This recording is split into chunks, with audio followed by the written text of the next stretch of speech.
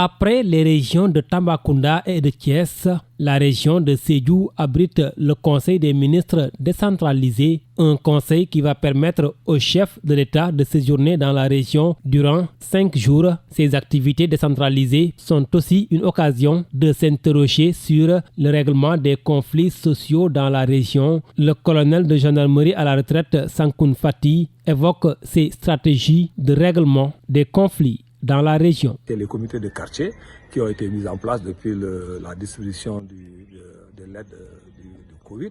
C'est consolidé, donc c'est sur ces comités de quartier que je base avec les délégués des quartiers, mais également les personnes du troisième âge parce qu'effectivement, ils sont bien organisés. Dans les cellules, on a mis en place des cellules de veille qui sont jusqu'au niveau village.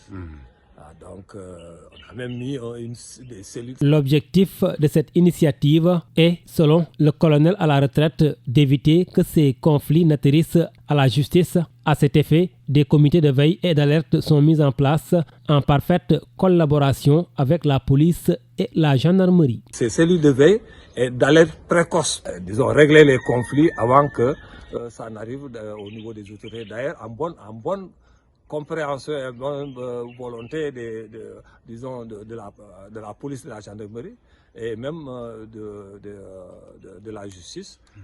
On s'implique. Il y a des cas que les gens amènent directement au niveau de ces juridictions. Les conflits dans les familles, les altercations entre éleveurs et agriculteurs, entre autres conflits que ces médiateurs tentent d'apporter des réponses pacifiques.